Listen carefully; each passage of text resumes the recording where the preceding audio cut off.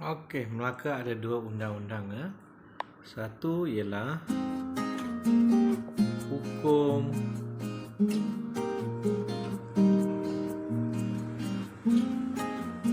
kanun Melaka.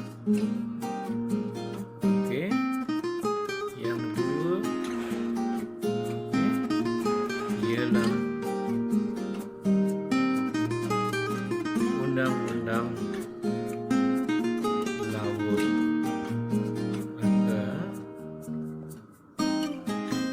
Okey, kita tak perlu tahu banyaklah tentang dua undang-undang ini ya. Tapi untuk pengetahuan anda, undang-undang laut Melaka sangat masyhur dalam sejarah manusia. Ini adalah satu undang-undang pertama dalam dunia yang dilaksanakan di atas air, on seas, iaitu digunakan oleh kapal dagang, ships. Terutama pada masa itu kapal dagang yang datang daripada Melaka. Okey, baik dah. Dalam hukum Melaka ini kita akan tengok 4 ciri inilah. So pertama sekali jenayah. So kali pertama di Melaka pada masa itu, setiap jenayah yang ada dinyatakan hukuman yang setimpal. So dulu kalau orang bunuh kita tak ada hukuman, kita cari orang itu balik, bunuh dia balik, itu saja. Tapi disebabkan hukum ini kalau pembunuhan dah dia ada hukumannya macam hukum gantung, ada dia punya punishment. Itu ciri jenayah. Yang kedua, peranan sultan dan pembesar. Ini sebenarnya sultan ini tak boleh dikawal oleh undang-undang, above the law. So sultan jangan kira senang.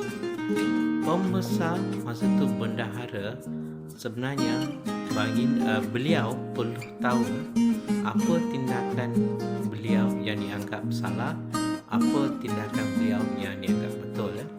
Macam mana beliau akan tahu? Jika rujuk hukum. Jadi all the menteri, kalau sekarang menteri menteri pada zaman itu dia tahu mereka punya tanggungjawab. Baik. Yang ketiga ialah kekeluargaan. Yang ini sebenarnya berkenaan tentang adat perkahwinan. Dulu dia tak ada adat sangat. Baik, bawah hukuman ini kalau individu dia mau kahwin, dia mesti ada 5 orang saksi baru boleh kahwin. Dan perkara ini digunakan sehingga sekarang. Okey, baik. 4, ekonomi. Baik, dalam Melaka disebabkan hukum ini dia punya ekonomi tak ada riba. Riba kalau you rasa tak apa faham ialah interest. Maksudnya kalau you pinjam orang RM100, you bayar dengan dia punya faedah sekali kan. Balik you bayar balik macam RM150. RM50 itu riba. Di bawah hukum kanun Melaka, riba tidak dibenarkan. Baik. Jenayah, peranan, kekeluargaan, ekonomi, bawah hukum kanun Melaka. Okey, yang ini yang undang-undang yang special sikit. Baik, semua ciri ini adalah berkaitan situasi di atas kapal. So, pertama sekali dalam undang-undang ini dia ada ceritakan tentang captain of the ship, nakoda. Nakoda bertanggungjawab menjaga keselamatan dia punya kelasi, kita panggil. Kelasi ialah orang yang bekerja di atas kapal. Baik, kita nakoda bertanggungjawab. Ada dia punya law dia. Okey, dia mesti jaga ahli-ahli dia dalam pelayaran. Okey, itu fungsi nakoda. Yang kedua, ini special sikit lah. Jenayah yang berlaku di atas kapal, nakoda kapal itu mempunyai tanggungjawab menjatuhkan hukuman. Maksudnya, kalau di atas kapal tersebut berlaku sesuatu pembunuhan, dia tak perlu bawa orang yang buat salah itu balik ke Melaka, dihukum di bawah hukuman ni. Okay. Dia boleh bagi hukumannya sendiri.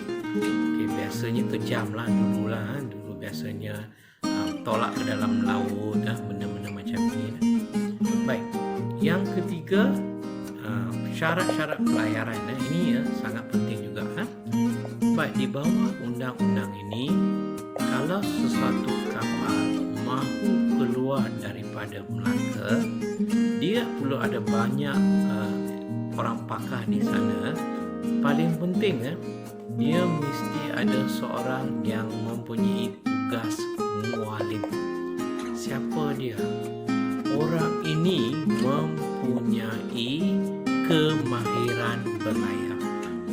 Okey, dia ada skill tersebut. How to navigate, how to bergerak di atas laut. Kalau tak ada, kapal dagang tak boleh keluar daripada Melaka. Baik. Kemudian dalam diakibatkan undang-undang ini, di atas kapal dagang, nakoda, captain of the ship, boleh kenakan cukai. Baik, cukai yang dikenakan di sini adalah 1/10 daripada untung. Let's say ada seorang penumpang di sana atas kapal dagang. Okey, dia naik kapal dagang mau pergi satu tempat untuk niaga.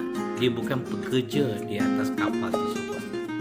Selepas dia bekerja, selepas dia dapat duit, katakan dia dapat RM100, RM10 dia kena berikan kepada nakoda kapal tersebut. Okay, jadi dengan kata lain, undang-undang laut Melaka memberikan kuasa yang sangat besar kepada nakoda. Nakoda jenayah, nakoda jaga, nakoda jadi hakim, pelayaran, nakoda mesti ada orang ini mualim. Kemudian kalau you penumpang, you mesti bayar 1/10 daripada untung sebagai cukai kepada nakoda. Baik, ini adalah undang-undang pertama dalam dunia yang dijalankan di atas kapal dagang yang berada di atas air. Baik, saya punya persoalan.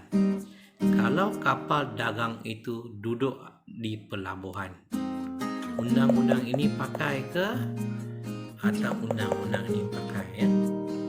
Jadi dulu kalau orang yang buat salah, dia akan cepat-cepat lari masuk kapal. Sebab apa? Bila dia lari masuk kapal, nakoda semua ada kuasa. Tapi kalau dia tak lari masuk kapal, kalau ingat gambar-gambar yang lama dia cuba lari masuk dia kapal.